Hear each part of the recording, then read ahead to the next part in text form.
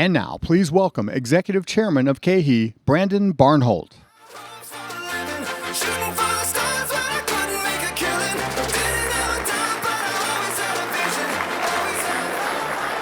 Good morning. She is a lot better looking than I am, I can guarantee you that. I saw the picture out there, I was like, wow. My job this morning is to make an introduction of our new president and CEO. Before I do that, what I wanted to do is just thank all of you. It was about 15 years ago that you had the patience to allow me to come up on this stage once a year and tell you what I think is happening in the world, and to give you a forecast and talk about the economic situation and the world situation. It's been a joy of mine to be able to do it. And it's probably been somewhere between torture and agony for all of you to listen to it every year, but it has been my great pleasure. So I wanted to, first off, just thank you for allowing me to do that over the last 15 years. I went to the company this year and I said, you know, if I'm going to be able to introduce Deb and I'm talking about the president's forecast, I want to at least be able to make a forecast. I mean, I've done it every year. And they said, all right. And they gave me a forecast. So if I can, let me just do that before I get off the stage.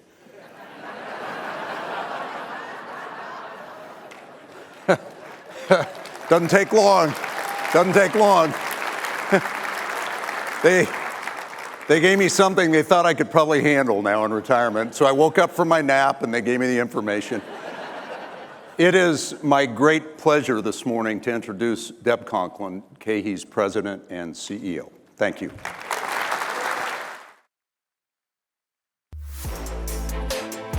With 20 years of experience in private equity, including distribution, hospitality, and manufacturing, Deb Conklin is a seasoned, talented executive with deep experience in the capital markets and a keen strategic mind. And she's no stranger to KeHE. Ms. Conklin has served as a board member for the last 3 years while concurrently acting as president and CEO of Ready Ice Company, the largest manufacturer and distributor of packaged ice in the United States. As a Clemson graduate and devotee, she is a longtime season ticket holder and Alumni Association board member.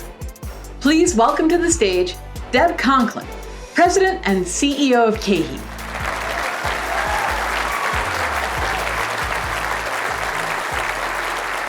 Good morning and welcome. You know, when you think about your life and you think about special moments, I didn't know this one was going to be so special, but wow, thank you. I appreciate it. I also want to set proper expectations at that video, which was very well done by Ari and her marketing team. I need to level set your expectations. I'm not that cool. So bring it down a little bit, know what you're getting into. Like, I'll just want to, my Southern accent, if it's not appealing to you, I apologize, all of those types of things. But I appreciate the opportunity to be here. When you think about being in a room with end-to-end supply chain, like literally our suppliers, the lifeblood of our company, the companies that make things that matter to other people, right? In a lot of cases, are entrepreneurs that have dreamt up something that they believe makes a difference in this world. They have a different purpose. And then you have our employee owners in the room. You know, we are here to make lives better, and we do everything we do with servant leadership in mind. And these folks are the ones that power the engine that allows us to be who we are. And then you have our customers. They are literally feeding America. Could you have a better group of people in the room at the same time? I'm not really sure you could.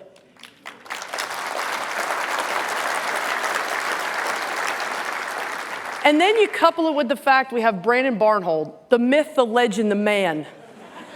Right? Let's be for real. In his wildest dreams, he never thought that he would grow KeHE by 10 times during his tenure. I mean, that's amazing, and all of you supported that. And so there's no doubt in my mind, whether directly or indirectly, Brandon has touched absolutely everyone's lives in this room and their companies. And I'll be perfectly honest, for those of you who are like me, who have a privilege where he's actually touched your soul, you will never forget the impact that Brandon makes on you. So thank you for being here. Thank you for being our leader. And thank you for having a pregame parent-teacher conference with me to make sure I was prepared for today. So thank you. So let's just talk about where I've come from. For those of you who are engineers in the room, I've been here 106 days. For those of you who are a little bit more creative, 3.5 months, but it's been busy. I believe that my round the world tour has been about listen, learn, and apply. The opportunity to learn from every end of our organization, the suppliers and customers I've met with. I probably should have updated this slide because the 30,000 miles I flew was in the first 6 weeks. So I feel like you need to meet people where they're at. And for me, it was all about the opportunity to meet the amazing people that make this engine turn. And when you think about Brandon's predictions and what he's done over the last 15 years, I guarantee you when he stood up on this stage in 2019, he did not predict a global pandemic nor inflation that was the worst that we had seen in 40 years. Guaranteed.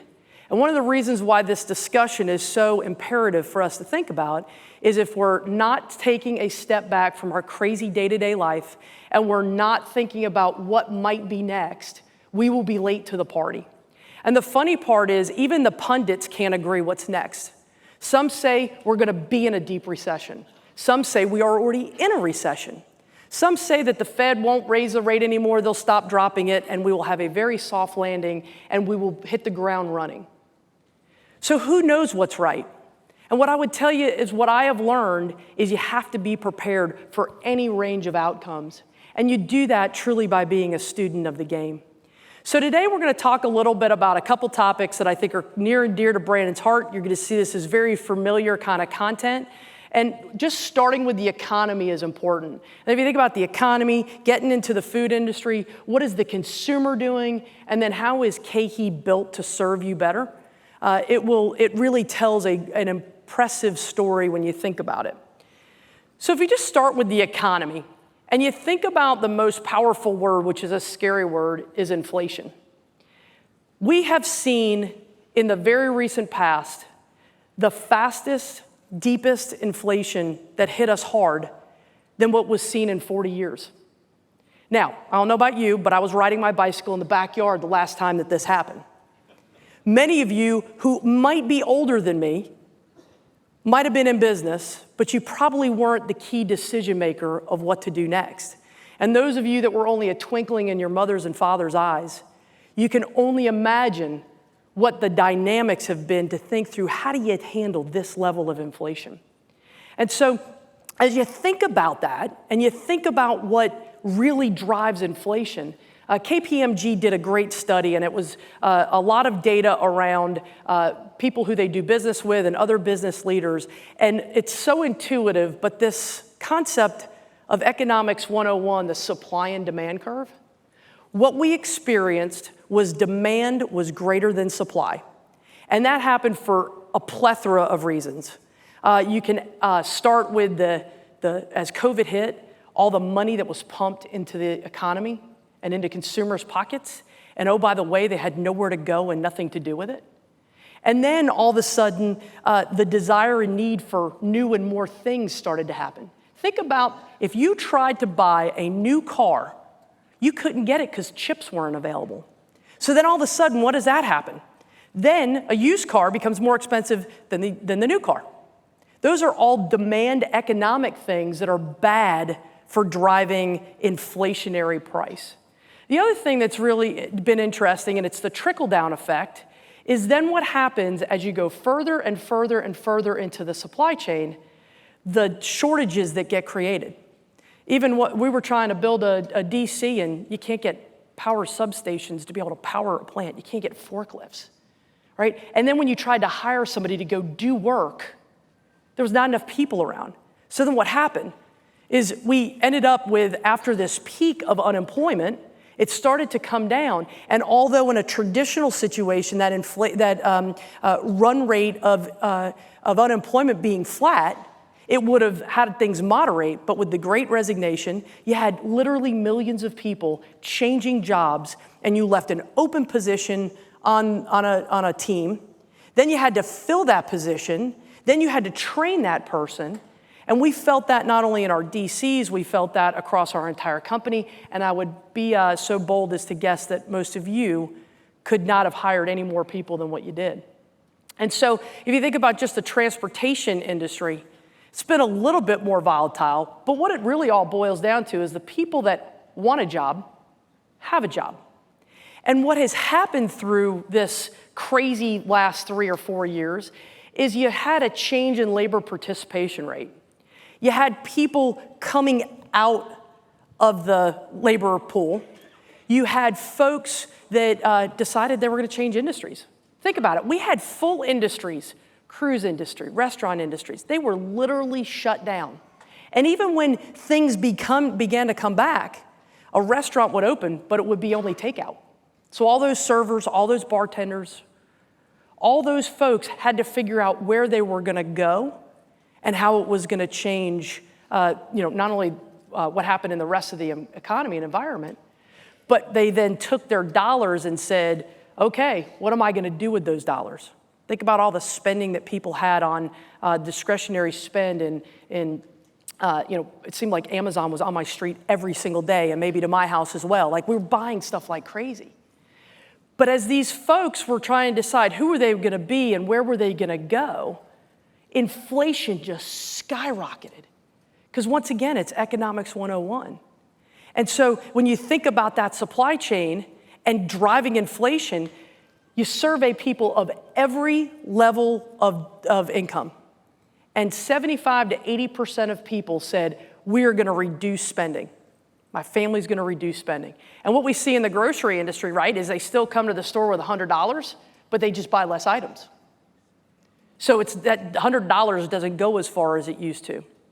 And so if you think about some of the things that we think about as it relates to food away from home and food at home, I love this graph. There's a couple nuances in it that I think are interesting. What you saw is food away from home started to increase price sooner than food at home. And the reason why that was is really driven by labor shortages. I mean, heck, I believe if I go to a restaurant now that's fully staffed, I would be in shock, right? So that was literally driven by a lot of labor. And then all of a sudden, the supply chain really started to have a problem. I believe Brandon talks about the algorithm that is the supply chain. And when you think about that algorithm, when it's in balance, then things operate more normally. When it's like a rubber band and the economy stretches to the point, it can break. And it broke a lot of businesses. And the problem is that folks even invested, and then all of a sudden demand starts falling off. And then you start going back to, well, what happens next? Is it promotional pricing that drives volume? Is it reduction of pricing that drives volume? Is it wait it out and see what happens? But that means that folks went to the grocery store and their dollar went less and less and less every single week. And I don't know about you, but it felt like one week I paid one thing for eggs and the next week it was like 20% more. The pace of change was really something like we had never seen. And so if you think about the other thing that I think is incredibly interesting and was driven really from COVID is this acceleration of food away from home in the house, right? It doesn't make sense. All of us with Uber Eats, DoorDash, Instacart, right? We are buying things that were intended to be consumed at a restaurant that now are showing up on our front porch. And so when you think about what that does, I was shocked. The prediction of $165 billion by 2029 and all the reasons why that happens, I think it's very interesting, and I do think that COVID dramatically accelerated that kind of mindset. So if you think about the state of the food industry, and one thing I always say is the only thing that's constant is change. And so what we've seen happen, we've all sat on the sidelines for the last year watching Albertsons and Kroger go through review from the government, HSR review, to see if they could put these two businesses together. We've also gone into a deal to buy DPI. We'll talk a little bit about that in a little bit later. The thing that I think stands out to me is that the capital markets are really tight. We are going to see more of this, but just like every other kind of inflationary period, tightening of monetary policy, as reflected by interest rates, we've got into a little bit of a lull. And the deals that are getting done are the highly strategic, highly transformational deals. They are not private equity type deals, and guilty as charged. I've spent a majority of my life in private equity. And so the way private equity firms make money is through leveraged buyouts. And if you can't borrow money at a cheap rate, you can't take advantage of that half of the equation.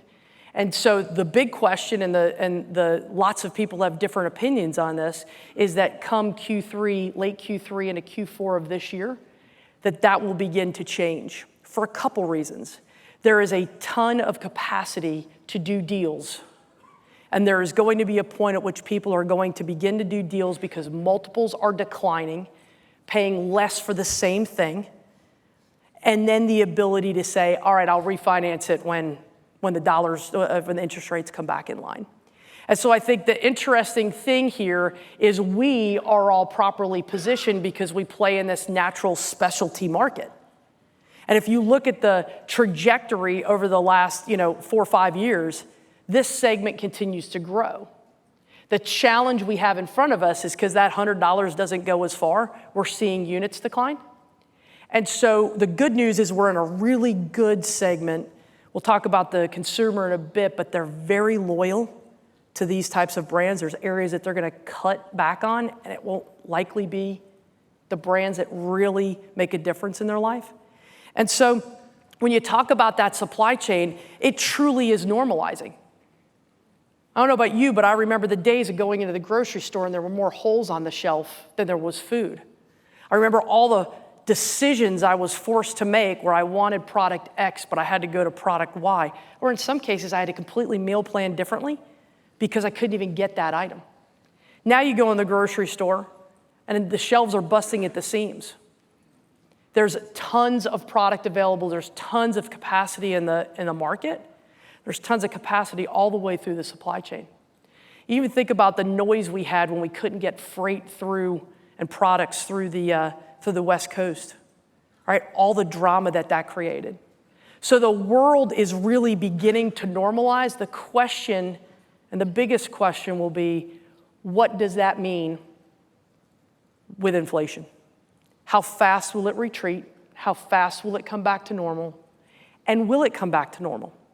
Will prices stay elevated but flat, or will there be deflation? I think most people believe that we have a new high, that's the new number, and we're looking for slowing of inflation. And it'll be interesting to watch specifically as the Fed announces later today what happens with interest rates, how people respond to that, both consumers and us as business people. And I think a lot of the vision of what's next is really based upon the consumer. The consumer is dramatically changing. The consumer, if you think about the working population today, 25% of the working population are baby boomers. 33% are Gen X's, me. 35% are millennials. So talk about 3 segments of people that couldn't be more dissimilar in their behaviors, their desires, how they operate, what they want. And in addition to it, it's really the first time where you look across the economy and you realize the baby boomer generation is really moving into retirement. How will they behave as retirees versus working population? And so in my mind, there's a lot of really interesting things that you think about that are being driven by these different types of consumers. Food at home and food away from home has been one of the most interesting things for me to watch, and I've watched it at a very different level in the 3 years I've been affiliated with KeHE. In the COVID days, clearly we knew that people went from eating out a lot to not. They weren't commuting to work anymore, so they weren't swinging by to have McDonald's on the way in or whatever their food of choice was. They weren't running out for lunch. They were eating lunch at home. They were eating breakfast at home. And to be perfectly honest, a lot of us got sick and tired of cooking and doing dishes, right? So a little bit of this trajectory that's happening today, I personally believe, is continued pent-up demand post-COVID. We are still talking about the days that we were stuck in our house. We couldn't see other people. So portion of this is, I don't want to cook and I don't want to do dishes. And a portion of it is, I'm tired of trying to make my entire family happy with the one thing I'm cooking. Everybody can get their own thing. And then there's this need for experiential things. It's seeing the people we missed out on. It's getting the ability to break bread and tell stories. And I will tell you, my first time I ate out after COVID and somebody brought me a glass of wine, I was like, oh, thank goodness, right? We were all dying for that because it felt like all I was doing was catering to my family all over the place. And so it was so nice. And this is going to be incredibly interesting what happens next. And the reason why I say that is I don't think we as an industry understand what the tipping point will be. Will it return?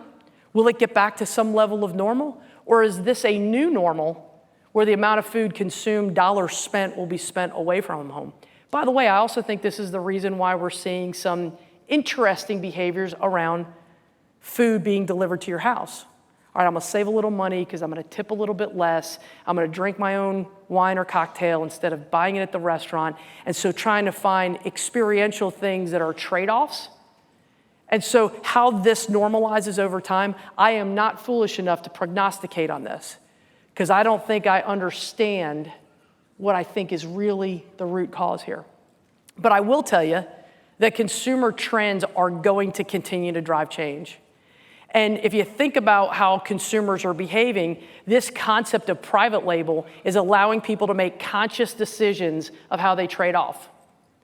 I will buy that private label item from a chain that I trust or a brand that I trust, and that is an okay trade-off so I can have more dollars in my wallet to spend in ways that I decide. Maybe on my protein, maybe on whatever is my center plate item.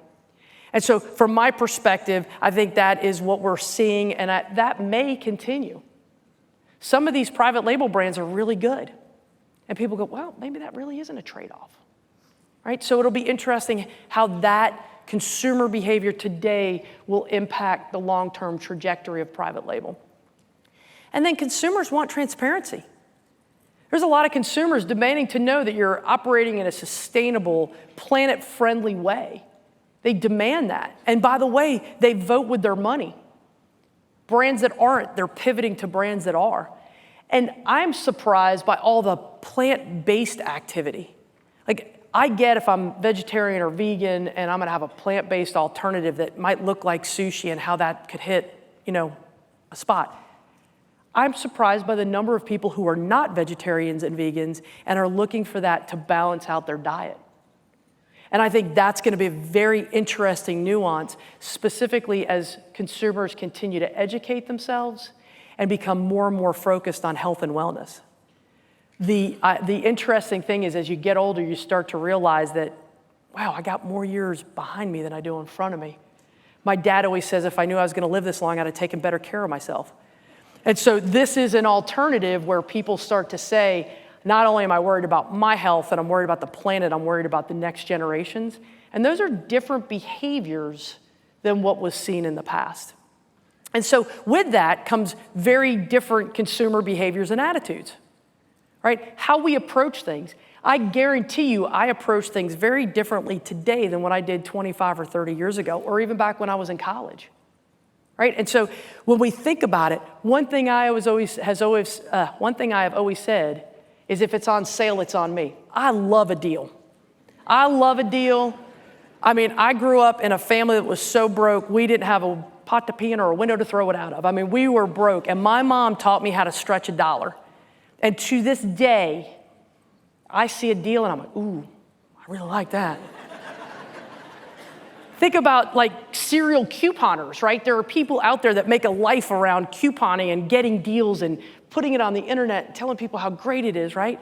There's a lot of people out there that love to get a deal. And whether that deal encourages trial and hopefully repeat, or that deal just makes you feel good about yourself, which inherently gives you some affinity with that brand or that purchase or that item, to me, that's a big deal of how consumers are behaving. And that's also the reason why this whole conversation around promoting, being on the shelf, promoting, being seen as somebody who's attracting that type of consumer is incredibly important. And if you think about all the experiential things that matter, I think one of the things that's incredibly important is for our customers who are selling to the consumer to be able to not be a one-trick pony. They need to be able to flex and customize to all these different consumer needs. You go back to the 70s, and everybody that was in the store was a baby boomer. They all acted, thought, came from the same, experiences. You could treat them as a bunch. Now we're customized. And by the way, not only are we customized within the generations, inside the generation themselves, people act differently. So now all of a sudden you need this menu of items of how I'm going to engage with you as a consumer. And that's tough. Imagine for you suppliers in the room, if you could sell one flavor or one taste profile, how easy life would be. But guess what? That's not the real world. Everybody has different desires and needs, and we're trying to appeal to those folks in a different way, which also includes this kind of swing of wanting an in-store experience. Not just a grocery shopping, I gotta do it so I can feed my family. It's truly an experience. It's walking around the store and having a glass of wine. It's tasting a beer with a food item that they're selling. And consistently, folks are shopping outside center store. They want to, okay, I can get my dry goods on Amazon and deliver it if I want, but what I really want is I want to experience the sights, the smells, the tastes, and thinking about how those new items might enhance my life. And then I think the last thing that's going to be important is how does this treat yourself mentality begin to manifest itself in food? And I think a lot of that's going to be around customization like we talked about, but I think it's going to continue to change how people want to engage. And it would include the digital evolution. I mean, who would have thought between the cost of labor and my husband says, it's too people-y out there. When sometimes he does not want to deal with people. If you give him the option to go to a kiosk, he's going to a kiosk, right? So the digital evolution not only was expanded by COVID, and I personally think it moved 10 years further faster from COVID. I also believe this customization with how do you meet consumers where they're at is really being fed by the digital evolution.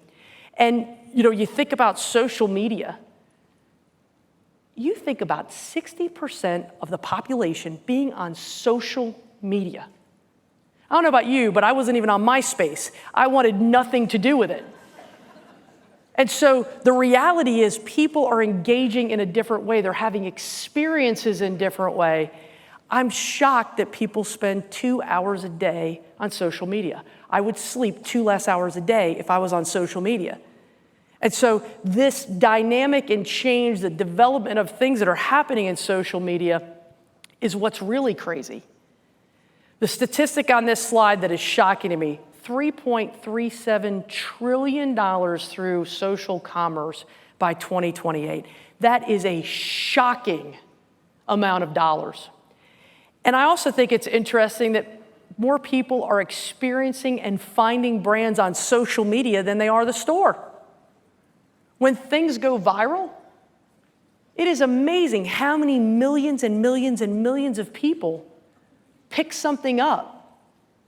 I mean, my mother is giving me recipes to cook on the weekend that she has found on social media. She's 80. It's crazy. And so in my mind, it's really how we think about how it affects the food industry. And if you come a little further into home and you think about the world, if the food industry doesn't wake up and smell the coffee in a bigger picture, we will be Blockbuster Video. Blockbuster Video solidified themselves as we are the family go find a movie night, and people came to their stores, they walked around, they giggled, they read boxes, they influenced each other, they bought popcorn, they went home and watched a movie. It was an experience. Blockbuster wasn't just the transaction of having a video to go home. So Netflix comes along and they go, I'll save you the time. This overrated thing of experiences, I'm gonna shoot you a DVD, you're gonna watch it at home, you're gonna mail it back to me. But wait, there's more. Now we're gonna do streaming. If I ask by a show of hands the number of people that have Netflix in this room, there's a boatload of dollars up in here. And part of that is Blockbuster fought the establishment. They weren't prepared for what was in front of them, nor were they willing to be creative enough to be a student of the game. When the internet started and we had dial-up and it made that crazy sound, nobody ever thought that every single person in this room would be walking around with a computer in their hand that not only gave them instant news and information, even stuff you didn't know you needed to know, and connectivity to the remainder of the world.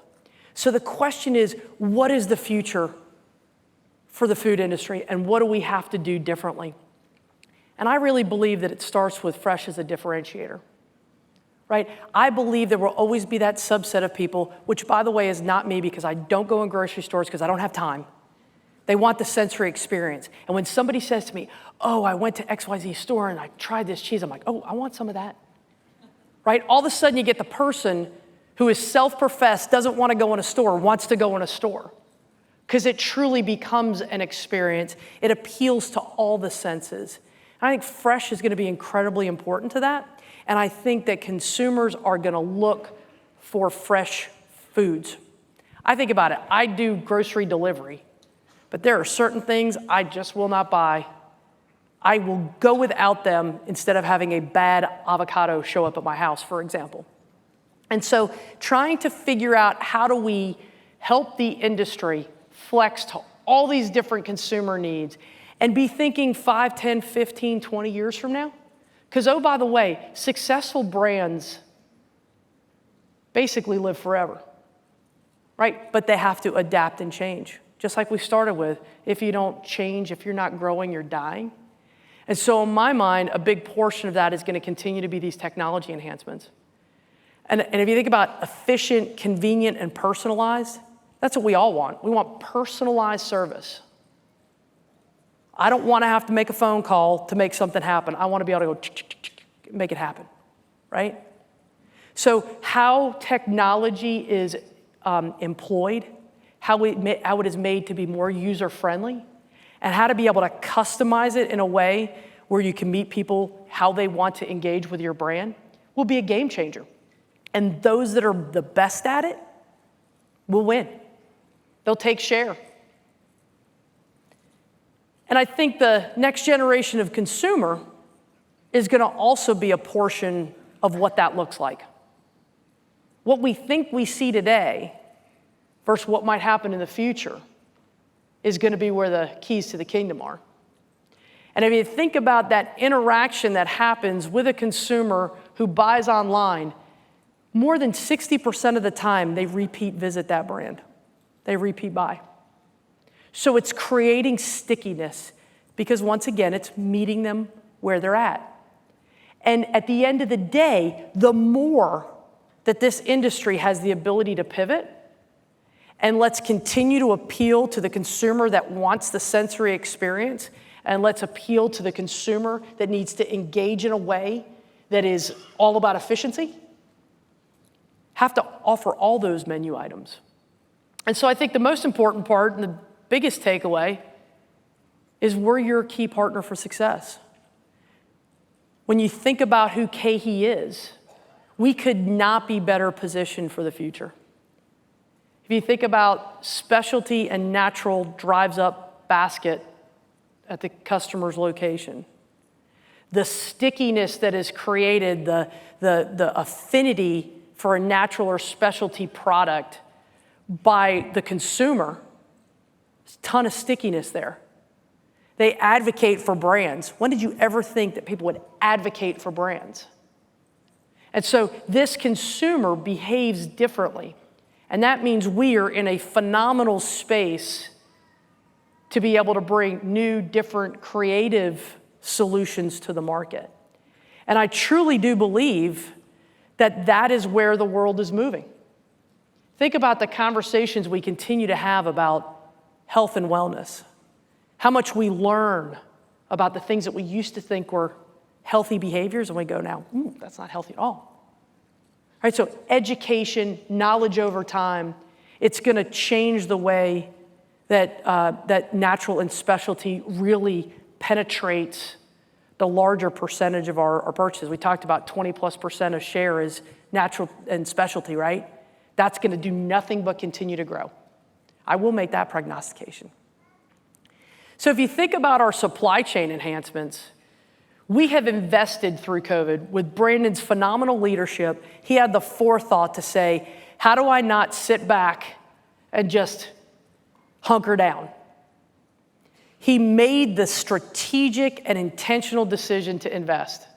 Whether the great work that was done with Dallas, a 1 million square foot DC, that investment in the middle of COVID, which had to be probably the hardest DC to open given the supply chain challenges.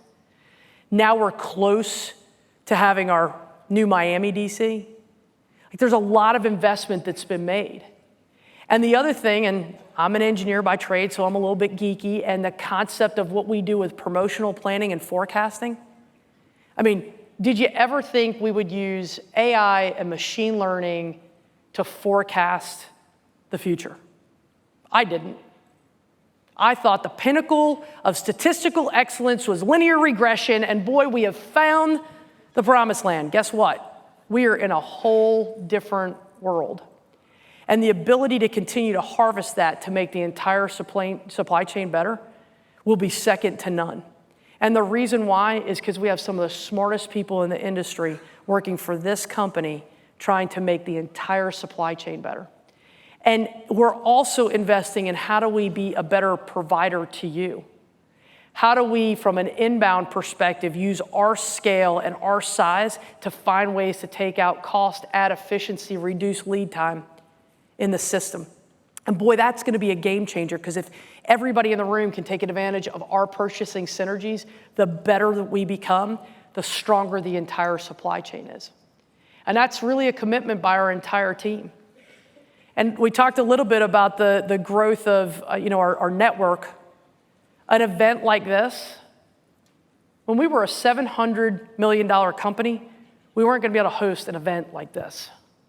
Our size and scale creates a network that's second to none, gets us in every major door we need to get into, and we have the ability to grow. And the future is very, very bright. We've got amazing technology. There is no doubt in my mind our IT team, not only are they great technology people, they are great business people. They are students of the game, looking at, seeing, identifying things that are next generation items that people in our industry are not using. We also have this phenomenal industry expertise. If you think about what Katie and our category manager teams, Scott and Jim and their commercial organizations, they are the proverbial experts in the industry. They've worked up and down the entire network. They not only know people and know things, they've forgotten more than I know on my pinky finger. So that expertise is really going to help us think about what's next, what's that over the next horizon. And at the end of the day, we want to be transparent. Our strategic plan talks about transparency and the ability to get us to what I call partner success. We'll talk a little bit about that in a few slides. But if you think about that, if we are all getting up every single day and saying, how can we use our knowledge and expertise to be the best possible partner, I guarantee you that our competition is not getting up every single day and saying, how can we make the entire supply chain better? And with that distribution expansion comes the ability, we're going to be hungry to grow. We're going to want to continue to grow. I love the concept of KeHE Connect Direct, the ability to get anything from anywhere, no matter what DC it's in. And the team is working on how do we think about next generation DCs. What do they need to look like? Where do they need to be? Not only to help us on the inbound side, but the outbound side. Had some great conversations last night with some of our suppliers, and they talked about, how do you think about this hub and spoke mentality? And it's like, this is the answer, right? The hub and spoke mentality of not having to have all products in all DCs. If we can get it there by KeHE Connect Direct, it is a difference maker. Not only from a landed cost perspective, but a lead time perspective. And so with that, I believe the focus on fresh is something not only we have to do, but we are doing. For any of those that you heard me talk in Nashville, our fresh profile has been a mile wide and an inch deep. And we believe that we need to be a mile deep, primarily in cheese, protein, and bulk. You're gonna see us do a lot in that because those are the items that give that sensory experience. Those are the items that people wanna leave the store for, they wanna experience it, and they wanna be part of that differentiated purchase. And in my mind, that's one of the reasons why we did the DPI deal. It gets us deeper in cheese. It also gives us skills and capabilities in cut and wrap that are important. They're important. If we want to differentiate ourselves and be able to customize ourselves for what our customer needs, just like we're expecting our customer to do for the consumer and you as suppliers to do for the consumer, we've got to be able to do that. We can't be a one-size-fits-all shop. And with that comes this concept. One of the things that I've been honored to work on in the last 106 days is the ability to craft the next generation strategy. And one of the most important pillars of that strategy is having KeHE be a partner for your success up and down the supply chain. I use the terms obsession. If I have an obsession for the customer or an obsession for the supplier, I behave and act differently. And so in my mind, that's why when you think about DPI, that's a way to bring new offerings to our customers. That's a way to be a different service provider. It's a way to increase and enhance the stickiness that we have to be able to be a service provider. So when I think about it, to me, that's the most important part of what's next. It gives us the intellectual curiosity to say, what's next for us? Because once again, it can't just be the suppliers reinventing themselves or the customer reinventing themselves. We have to continue to reinvent ourselves, and there's a new reason for a different way to do things during a journey of a company. So as we reach to double in size, notice I didn't say multiply by 10. As we reach to double in size, it's going to be on these platforms and these strategies that will carry us to where we need to be. And with that, it makes us a one-store solution. We can get it all to you. Any temp zone, on one truck, and it also puts us in a position where we have one person in the store for you. We have tons of opportunities to create value by our partnership. And I think the most important thing, and I love this, 70 years of goodness. Give yourself a round of applause.